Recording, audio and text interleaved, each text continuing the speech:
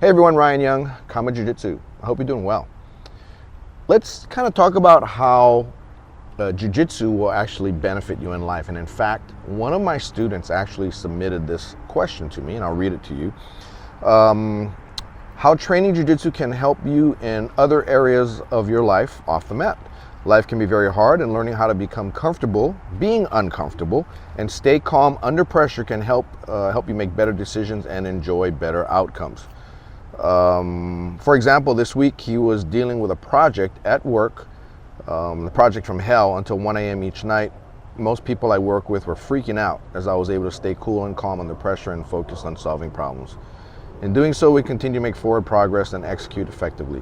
The same approach of staying calm also helped me through personal life challenges that he's faced in his regular life as well.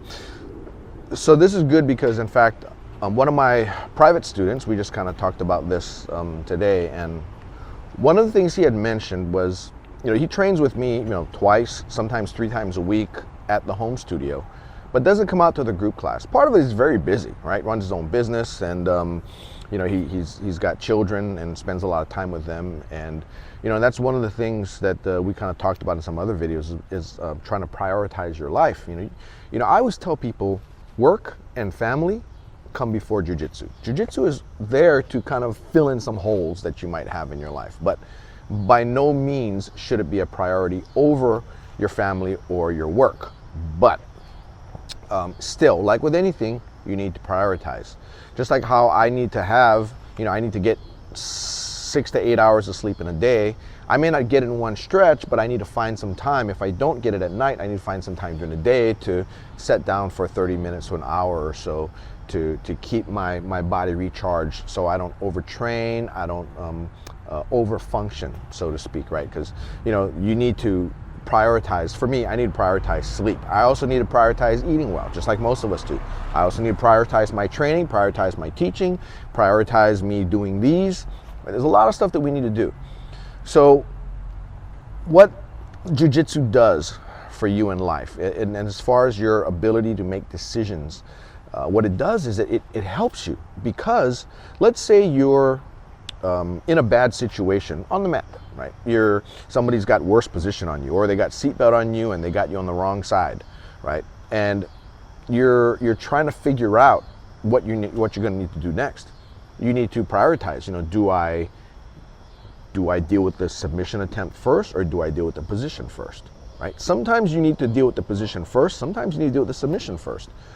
But if you're in a panic, you're not going to be able to successfully navigate this particular dilemma. And Jiu-Jitsu is really just life. It kind of puts everything up on blast, and it kind of magnifies some problems you may have in life happens in Jiu-Jitsu. One of the things that Jiu-Jitsu has helped me with is having me choose to seek an uncomfortable situation rather than to avoid an uncomfortable situation. Now, I'm not saying like in life, maybe there's something going on at work that's pretty uncomfortable, but you sometimes you want to approach it head on, and sometimes you don't want to approach it. But with Jiu-Jitsu, a lot of the things that we have in life and Jiu-Jitsu is, if it's a problem, you got to deal with it right away, because if you don't deal with it right away, it'll get worse, right? Let's say I don't like people taking my back, because I get submitted quickly when people are on my back, or I get choked out or armbarred or whatever. But when they're on my back, I have a hard time getting out. So I have 2 options. One is I can simply try to avoid it. I can work like hell. Whenever you and I are training, I don't let you get my back, because I'm uncomfortable there. And I know that if somebody gets it, they'll have an easy time catching me. The other option is I just say, you know what? That's the only position that I'm uncomfortable in. I should not necessarily fight so hard not to get in it. I should figure out how to get out of it and let somebody take my back. Let myself grow to be comfortable with you on my back, so I can protect myself and I can eventually get out. That is the better way to do it. If you're doing that every time in Jiu-Jitsu, and keep in mind that even if you're doing basic concepts, like the UPA under mount, for instance, right? Some of you call it trap and roll, whatever. It doesn't matter what you call it, but it's where they grab your neck, or their hand is under your neck, or how about keeping that arm and turning and doing your UPA. Well, let's say every time somebody mounts you and they do that to you, you panic. I don't like it, right? So you end up getting choked out or armbarred or whatever. So you don't like it, so you don't get to it. But I let everybody do it. But because I can execute it at a high level, I can show a white belt how, even if they have it, even if I let them have any base they want, I'll usually get out of it. I don't fail at that exit too often. Once I get in the motion, it's pretty much going to happen. But that just comes because I did it over and over. I've done that escape thousands of times, left and right, big people, little people, with the leg locked, with the leg not locked, meaning they can kickstand with their leg. I've done it all kinds of different ways, and I know how to do what I need to do to get out of it. But when I was a blue belt, couldn't do it that well. When I was a purple belt, better, and brown, black, so on and so forth. And even black, I kept doing it, kept getting better at it. But the reason why I got to it was because I might have been more comfortable elsewhere. So that was my least comfortable position, and I just had people do it. It doesn't matter what level you are. It's not Jiu-Jitsu is never where you get to doing it and you don't ever have to worry about it again. What happened is your levels in your game and other stuff will pick up, and eventually your guard pass will be better than your mount escape. So what do you need to do? Stop prioritizing guard passes and start prioritizing mount escape so you can get them up to the same level, right? So now you got these two at that high level, but guess what? Your cross-side escapes are down here. So you're going to need to prioritize them. Each of those that are lower level, those are the ones that you're uncomfortable in. And it doesn't matter. So now you got everything up to this level, right? What you do now is you look and just choose one, right? Let's say I'll do knee on belly escapes, which is over here. So I'll just work on it, get to the point where I'm better in knee on belly escapes, and I'm now the most comfortable when somebody's knee on belly on me. So I stop prioritizing that and I prioritize seatbelt escapes. Try to get that up to this level. So everything goes up, and as time goes on, your entire game goes from white belt level, right? The difference between white belt and blue belt is not the concept, it's the execution level, right? A white belt executes an UPA at this level, but a blue belt executes it at this level, and a purple belt at this level. So what you want to do is you want to just increase your execution level to the appropriate level for the belt. Now what if, a lot of times you'll see this where guys will be very good at passing guard, especially big guys. Very good at passing guard, very good at holding cross-side. But they go up against a guy who's bigger than them. Let's say they're the biggest guy in the school. They go up against a guy who's bigger than them in another academy or in a tournament or whatever, and they get put on their back. But because they spent all their time working on the top game, they have no bottom game, right? It's frustrating as all heck. They've always avoided it because they didn't want to ever lose in the academy. Now, if you conquer that, you're going to conquer a lot of similar type situations in real life. What makes you feel uncomfortable? Let's say you don't like being around groups of people, right? There's two reasons why. One is I'm not uncomfortable, I just don't like other people. Okay, that's a different story. If you don't like other people, you don't like other people. But if you're one of those, you go into an area where there's a lot of people and you're actually uncomfortable, you need to find a way to make yourself comfortable. And the only way to do it is to constantly expose yourself to it, right? That's what allergists do when they're trying to cure, say, a peanut allergy, right? They'll give you a little dose of peanuts and make a reaction in your body. Your body will then cope with it, deal with it, and then the next time the doctor does a little bit more, right? So instead of doing 2 micrograms, they're doing 3 micrograms, and so on and so forth. Now, I don't know if they can ever get you to the point where you can just pop peanuts and just eat them, right, if you're allergic to them.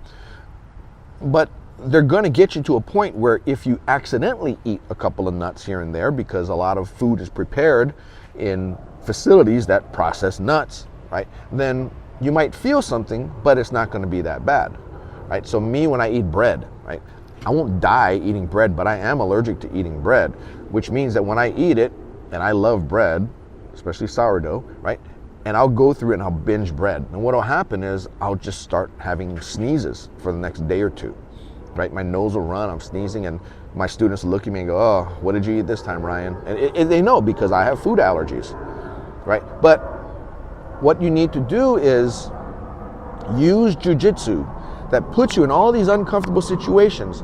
Use what you learned in jiu-jitsu to take it to real life, whether it be through work, whether it be through personal relationships, whether it be through your own individual tendencies.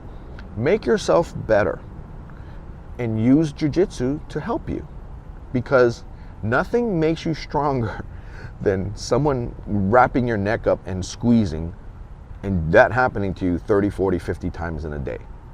Right? Or, putting your joints in danger, or putting you in danger in general, right?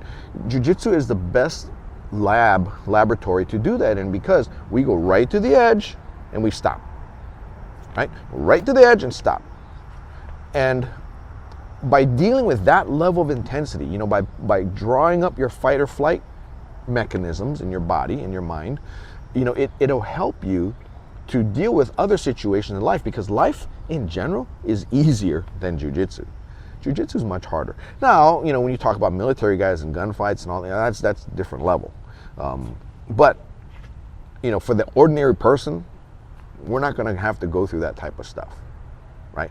If you're a kid, it just has to do with maybe dealing with a bully.